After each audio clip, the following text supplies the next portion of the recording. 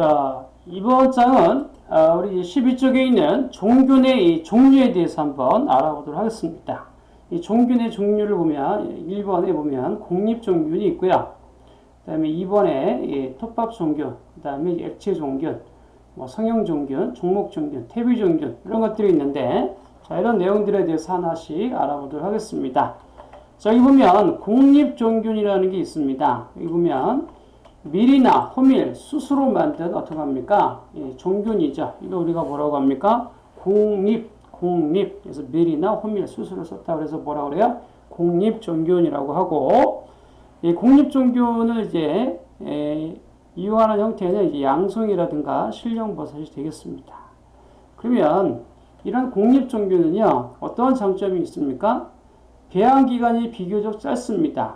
균사의 활착력이 좋고 접종 작업이 편리하고 태비와 접하는 종균의 표면적이 많기 때문에 균사의 활착 기간이 단축이 된다. 금방 자란다는 얘기죠. 종균들이. 자, 보시는 것처럼 이 공립종균은요. 밀이나 호밀, 수술 이런 것들을 쓰고요. 톱밥에 비해서 표면적이 넓기 때문에 어떡하죠? 금방 자란다는 이야기죠. 아시겠죠? 우리가 뭐라 그래요? 공립종균이라고 부른다라는 것이고, 그러면 공립종균의 주재료로 가장 많이 쓰는 건 뭐다? 밀입니다. 여러분들이 별표 놓고 잘 눈여겨보셔야 되고, 다음 중 공립종균의 주요 재료로 올바른 것 하게 되면 여러 가지가 있다라고 하면 밀을 선택하셔야 되고, 그 다음에 찰기가 적고 잘 연근 것, 벌레가 먹거나 변질되지 않은 걸 사용이 되고요. 만약에 벌레 먹은 밀을 그대로 사용할 경우에는 밀이 터져가지고 전분이 노출이 된다는 거 기억하시면 되겠습니다. 그 다음에 이제 공립종균을 만드실 때는 이 밀 같은 것들을 물에 담가 놓고요. 그 다음에 수증기로 쩝니다. 수증기로 쪄가지고 수은 함량을 몇 %? 45에서 50%로 이제 조절을 합니다. 그래서 여러분들이 공립종균의 수분 함량은 45에서 50%, 45. 그래서 대표 습도 45% 기억하셔야 되고, 그 다음에 밀은 수분 조절 시 수분 증가 비율보다 공립의 용적 증가율이 커서 약 40% 이상 늘어난다는 특징이 있습니다. 그래서 밀 70kg, 70kg 밀 한 가마니를 수분 조절하게 되면 이게 110에서 120kg 정도가 되어서 여러분들이 한 200에서 220병 정도의 종균을 만드실 수가 있습니다. 이게 무슨 소리냐면요. 자, 우리가 이 수분 함량이 공립종균의 수분 함량은 우리가 뭐라 그랬어요? 45% 정도 한다고 그랬고, 그 다음에 이걸 어떻게 합니까? 찌게 되면 어떻게 하죠? 수분 조절하고 이제 찌게 되면 이게 40% 늘어나는 거니까, 그러니까 수분 조절 45%, 그 다음에 찌게 되면 이게 용적이 부피가 늘어나니까 40% 늘어나니까 45하고 40 더하면 이제 뭡니까? 한 85% 정도 늘어난다는 얘기죠. 그렇기 때문에 여러분들 원래 70kg다 그러면 이제 이거를 어떻게 합니까? 수분 조절해서 이제 만들면 총 무게를 달아보니까 여기에서 70에서 70kg에서 85% 증가한 110에서 한 120kg 정도가 된다라는 이렇게 이제 보시면 되겠고, 그 다음에 이제 이 한 병을 가지고 어떻게 합니까? 이 170kg를 가지고 한 200에서 220병 정도를 만드실 수 있다라는 거 이렇게 이제 보시면 되겠습니다. 그 다음에 배지에 수분 함량이 많은 경우 균덩이 형성이 주된 원인이 됩니다. 물이 많게 되면 어떻게 되죠? 덩어리가 집니다. 여러분 밀가루 반죽할 때도 물이 많아지면 어떻게 합니까? 덩어리가 쉽게 지지 않습니까? 그래서 여러분들이 배지의 수분 함량 조절할 때는 물이 너무 많으면 안 됩니다. 또는 수분 함량은 45% 정도로 조절해 주셔야 돼서 여러분들이 배지의 수분 함량이 많은 경우에 덩어리가 진다는 거. 물이 들어가면 덩어리가 지죠? 그렇게 생각하시면 되겠고, 그래서 이제 양송이에 공립종균 제조할 때 수분이 너무 많아서 공립의 표면이 파괴되었다. 이때는 이제 뭘로 조절하셔야 됩니까? 여기 보니까 석고, 황산칼슘이라고 하는데 이 석고를 첨가해서 수분 조절을 해 주셔야 됩니다. 그리고 여기 보니까 선풍기 등을 이용하여 유리수분 제거 후 속고를 배지 무게의 0.6에서 2% 첨가해서 공립에 어떻게 하죠? 결착을 방지하고 물리적 성질을 어떻게 합니까? 개선해 주셔야 한다는 거 이렇게 보시면 되겠습니다. 그래서 여러분들이 여기서 이제 정리를 해보게 되면 여기 보니까 이제 수분 조절할 때 수분 조절할 때는 뭐였어요? 석고, 황산칼슘으로 했습니다. 그래서 여러분들이 이제 암송하실 때는 이렇게 석고하고 황산칼슘 이거는 뭐예요? 예, 석고와 황산수 그래서 석황산수 이렇게 외우시면 되겠죠. 석고 즉 황산 칼슘 석고 황산칼슘은 뭘 조절한다? 예, 수분 조절할 수 있다라고 기억하시고 그 다음에 밑에 보시면은 그 산도 조절하는 게 나옵니다. 이 산도 조절. 산도 조절할 때는 여기 밑에 보시는 것처럼 탄산 칼슘을 넣으셔서 어떡하죠? 산도 조절을 하실 수가 있습니다. 배지의 산도를 6에서 6.8 정도로 조절하기 위해서 탄산 칼슘을 석고량의 2분의 1 정도 첨가해 주시면 되겠습니다. 그래서 수분 조절할 때는 이제 뭘 넣어준다고요? 석고, 황산칼슘을 넣어준다라고 이렇게 보시면 되겠고, 그 다음에 밑에 있는 것처럼 이제 산도 조절, pH가 이게 산도예요. 산도 조절할 때는 뭘 넣어준다? 탄산칼슘을 넣어준다고 여러분들이 정리를 해 놓으시면 되겠죠. 그래서 이 산도 조절할 때는 이제 뭐 한다? 산도 조절할 때는 탄산칼슘을 넣어준다. 이렇게 여러분들이 기억하시면 되겠죠. 유의사항은 이제 석고와 탄산칼슘을 먼저 혼합한 후 공립 표면에 살포하시는 게 좋겠고요. 그 다음에 종균병 1000ml 이게 1리터죠. 1000ml에 보통 이제 한 병을 만들 때 454g 이게 1파운드에 잘 암겨 놓으셔야 됩니다.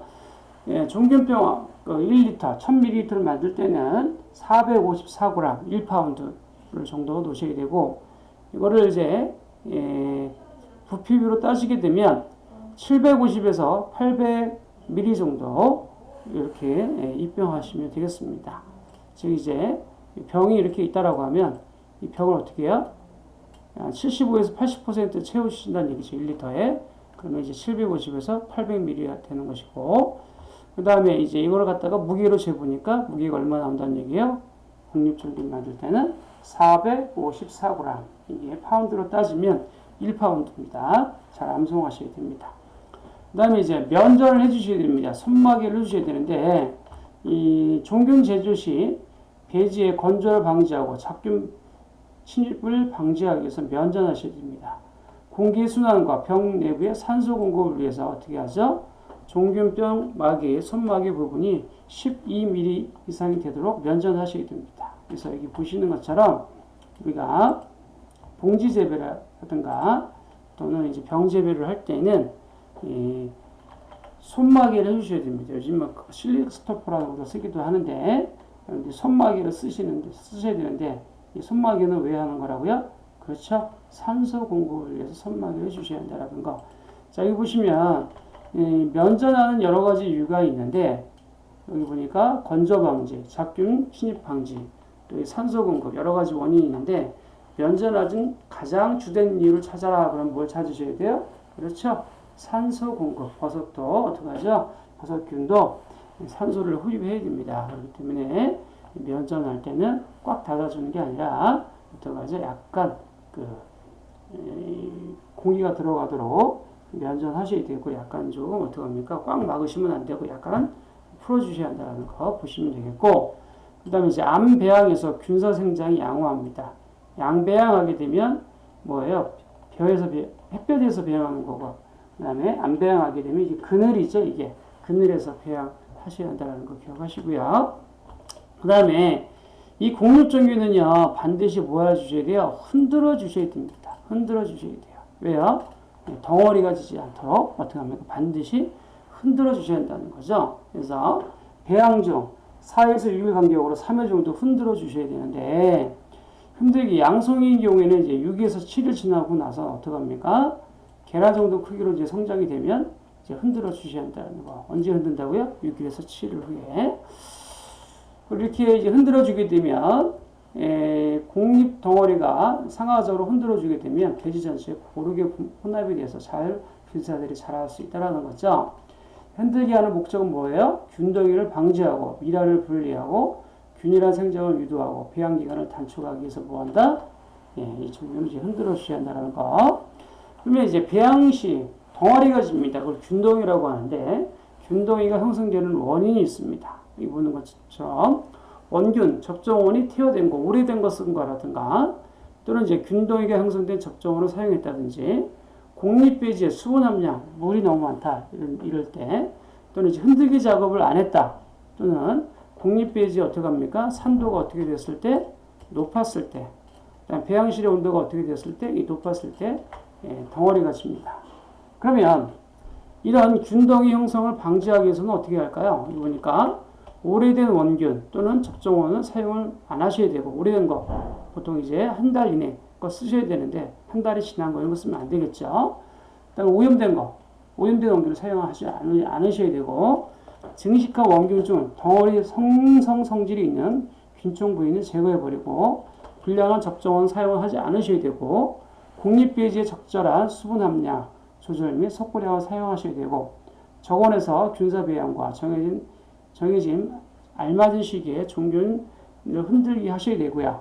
고온 저장이라든가 어떻게 합니까? 장기간 저장을 하지 않으셔야 됩니다. 아시겠죠? 잘 보시고 그 다음에 이제 공립종균 배양 시 유리 수분이 물방울이 생기는 원인이 나와 있습니다. 배지의 수분 함량이 어떻게 됐을 때? 높았을 때 그죠? 수분이 많다 이럴 때 배양기간에 변온이 심하다. 이게 뭐예요? 배양기간 중에서 온도 차이가 심해졌을 때를 의미하겠죠. 또는 이제 에어컨 또는 외부의 찬 공기, 따뜻한 공기가 아니고 뭐예요? 이 찬 공기가 유입이 되더라도 유입됐을 때 유리수분이 형성이 되는 것이고 장기간 고온 저장했다. 배양 후 어떻게 합니까? 저장실로 바로 옮겨졌을 때 이럴 때는 유리수분이 형성되는 주된 원인입니다. 여러분 문제 나중에 보시면 다음 중 공립종균 배양 시 유리수분이 형성되는 주된 원인은 이런 식으로 물어봅니다. 그 내용은 잘 눈여겨서 이제 보셔야 되는 부분이고 그 다음에 오염률이 다른 종균에 비해서 높은 원인은 종균 흔들기 할 때, 배지가 분명하게 닿았을 때, 배양 시의 온도와 습도가 높았을 때, 너무 심하게 흔들어 마찰에 의해서 버섯균이 생육 장애를 일으키고 뚜껑 부분에 오염균이 배지에 떨어질 때, 배지살균 및 접종 시 오염되었을 때, 이럴 때는 이제 오염률이 높다라는 걸 이제 보시면 되겠고, 그다음에 저장하셔야 되죠. 배양 중 작균에 오염된 종균병은 즉시 폐기해야 되고, 배양이 끝나면 저장실로 옮겨서 2, 3일 간격으로 어떻게 한다? 흔들어줘야 한다. 이렇게 보시면 되겠습니다. 그래서 우리가 뭘 알아봤습니까? 공립종균. 공립종균은 밀이나 호밀, 수수 같은 것들을 이제 사용한다. 공립종균의 수분 함량은 어떻게 된다? 45%다. 이렇게 잘 기억하셔야 되고요. 그 다음에 이제 톱밥종균에 대해서 한번 알아보겠습니다. 자, 대부분의 어떻게 합니까? 종균들은 다 뭘 쓰죠? 이 톱밥종균을 씁니다. 톱밥종균을 이렇게 쓰죠. 대부분의 이제 표고버섯은 톱밥종균을 통해서 이제 만드실 수가 있습니다. 그래서 톱밥종균은 대부분의 식용버섯은 톱밥종균을 통해 가지고 만들 수 있다는 거 보시고 이 톱밥종균을 만드는 과정을 보게 되면 톱밥을 3에서 5mm로 쳐서 친 것을 어떻게 합니까? 쓰셔야 됩니다. 여기 크기가 나오니까 잘 눈여겨보셔야 되고 주재료로 쓰는 톱밥으로서 쓰는 것들은 화렵수 톱밥을 씁니다. 즉 여기 보시는 것처럼 포플러라든가 참나무, 미송톱밥 이런 것들이 버섯이 좋아합니다. 그래서 포플러 톱밥, 참나무 톱밥, 미숲 톱밥 이런 것들을 사용하고 그 다음에 이제 포플러 톱밥이 미송 톱밥보다 품질이 우수합니다. 그 다음에 참나무 톱밥을 쓰는 거는 표고, 영지 버섯, 뽕버섯 그 다음에 포플러 톱밥을 좋아하는 것은 느타리 버섯 이렇게 보시면 되겠고 이 톱밥종균은 대부분 내시용 버섯을 사용하고 병재배 그 다음에 봉지 재배할 때 쓰고요.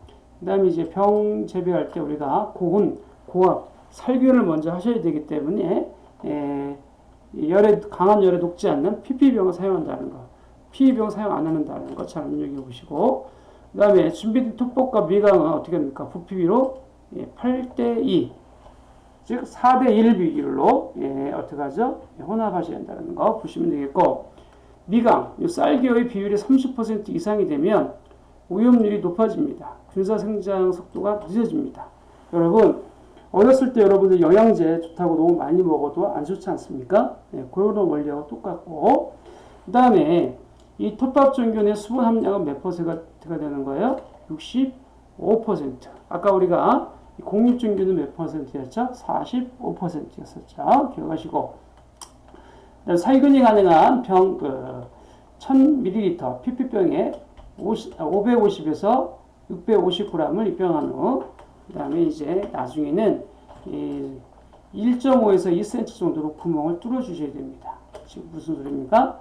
여기 보시는 것처럼 이 톱밥 종류를 만들고 나서는 여기다가 가운데 막대기로 뭐예요? 구멍을 뚫어 주셔야 한다는 거죠. 왜? 그렇죠. 산소 공급하기 위해서, 또 어떻게 합니까? 골고루 성장하기 위해서 이렇게 뚫어 주셔야 한다는 거 기억하셔야 되고요. 그 다음에 여기 보시는 것처럼 이 살균이 가능한 1000ml에 한 병이 이제 550에서 그 다음에 이제 650g을 입병한 후 1.5에서 2cm 정도로 구멍을 뚫어야 한다는 거 이제 보시면 되겠고요. 아까 우리가 공립종균 같은 경우에는 우리가 이제 무게를 달아보니까 100g이었죠? 454g, 1파운드였죠? 근데 톱밥종균은 어떻게 되나요? 톱밥종균은 550에서 650g이라는 거 잘 눈여겨보시고요. 입병 후에는 반드시 살균하셔야 되고, 그 다음에 이 한 병으로 어떻게 합니까?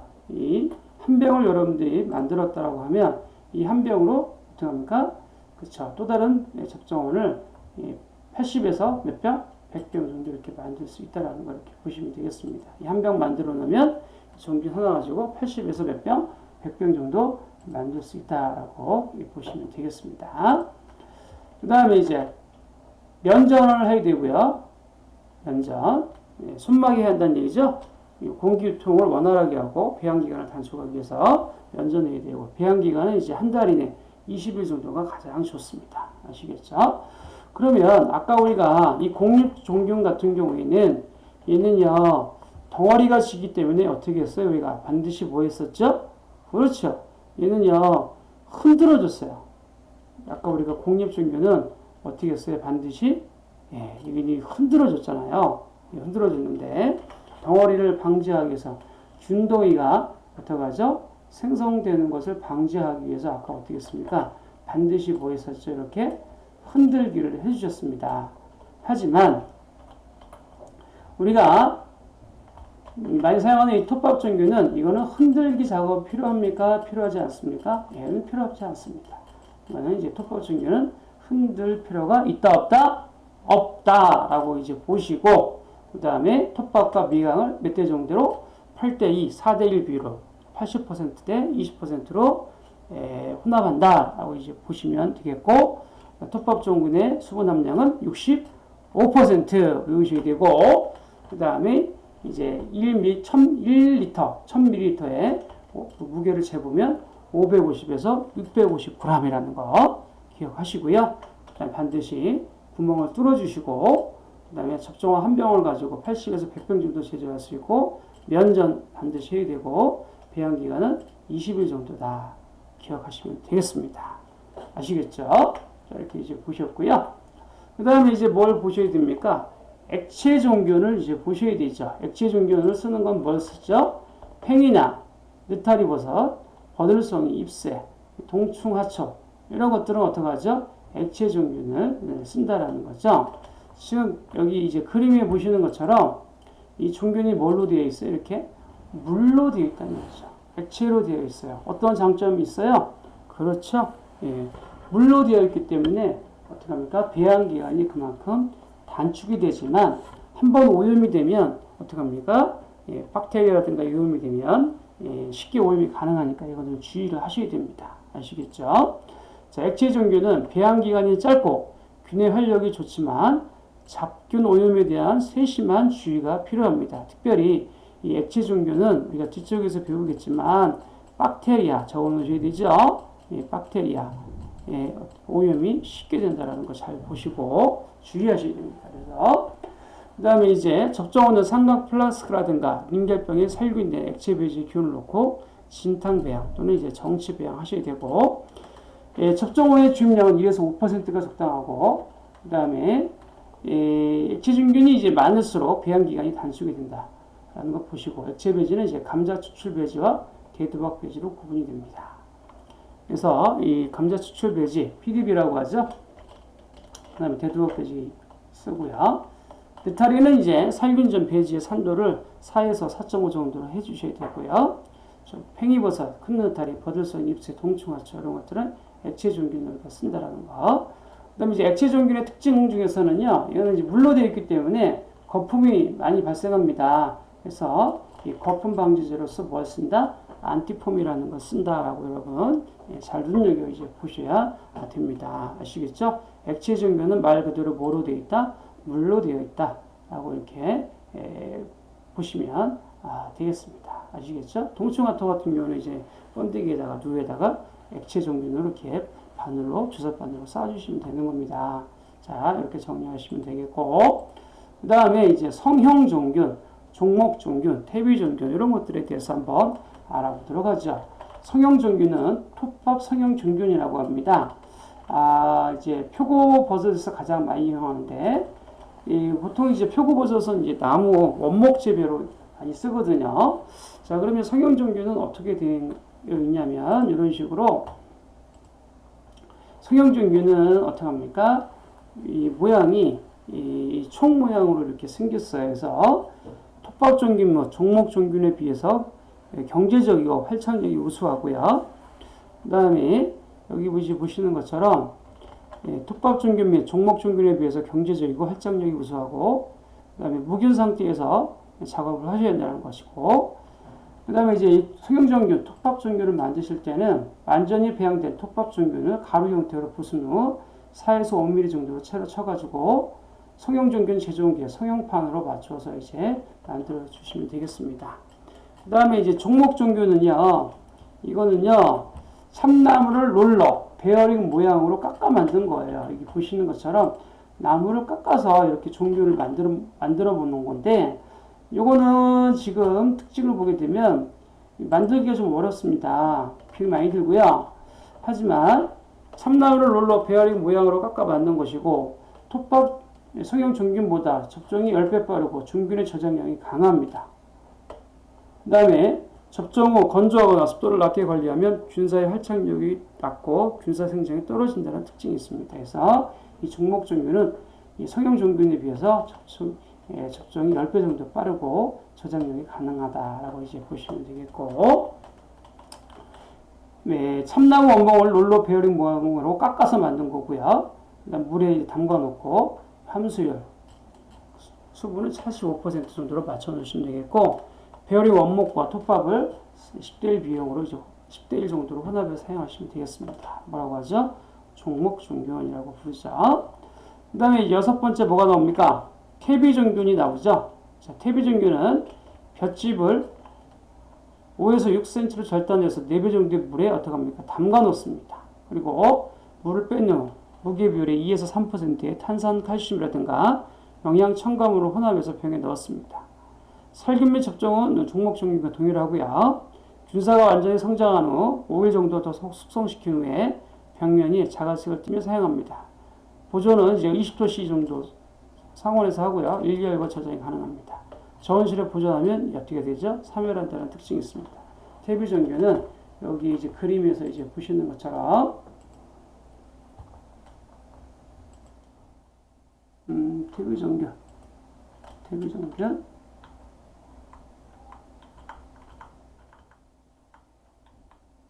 태비로 만든 건데요. 제가 그림에서 뺐군요. 태비로 만든 건데 태비로 만들어 놓은 거예요. 태비 종균. TV로 이제 만들어 왔다라고 이제 보시면 되겠고요. 그래서 이제 이런 특징이 있습니다. 이렇게 이제 보시고요. 그 다음에 마지막 부분이죠. 자, 배지의 종류를 보니까 버섯, 채소 배지가 있고, 퇴비 배지가 있죠. 버섯 채소 배지, 아미노산류의 영양제와 설탕, 한천도로 제조한 배지로 세포를 주로 배양할 때 주로 많이 씁니다. 퇴비 배지, 볏짚, 보리집, 밀집 등을 쓰고요.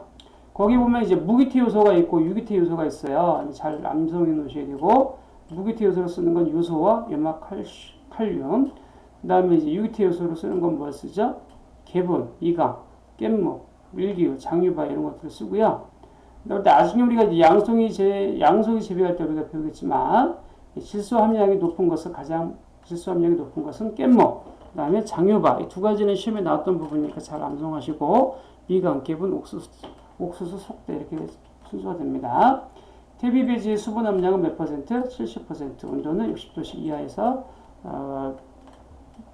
만드시면 되겠고, 발효된 어떻게 합니까? 퇴비를 40g을 15분간 물에 끓여 망으로 걸러낸 후 설탕을 첨기해서 만들 수가 있습니다. 양송이 버섯은 이제 퇴비 배지를 쓰죠. 톱밥 배지는 요 크기를 잘 기억하셔야 됩니다. 이게 시험에 나오죠. 톱밥은 3에서 5mm, 쌀겨는 이제 2에서 1.5mm 정도 사용한다는 걸 보시면 되겠고요. 그 다음에 드타리, 표고, 영지, 뽕나무 대부분의 모든 버섯은 이 톱밥 배지를 씁니다. 공립 배지는 이제 밀이라든가 현미를 쓰고요. 수분은 아까 우리가 45% 배웠고, 그 다음에 이제 뒷부분은 좀 잘못했군요. 사용되는 버섯은 뭐 썼죠? 양송이라든가, 이제 실령 버섯, 이런 것들은 공립 배지를 쓴다라는 거 보시면 되겠고, 볏짚 배지, 볏짚이라든가, 미강, 밀기율, 이런 것들 이제 쓰고요. 주재료의 볏짚 배지, 주재료는 볏짚이고, 부재료는 미강입니다. 영양제는 미강. 그 다음에 이제 미강이라든가 밀기율. 미강이 없으면 밀기율을 써도 됩니다. 그 다음에 침수법, 감수법을 쓴다는 거 보시고, 액체 배지를 쓰는 건 뭐 쓰죠? 상황버섯이라든가, 노루궁뎅이 버섯, 이런 것들은 뭐 쓴다? 액체 배지를 써야 한다. 라고 여러분들이 정의하시면 되겠죠. 자, 그럼 여기까지 하셨고요. 자, 다음 장에서 뵙겠습니다. 수고하셨습니다.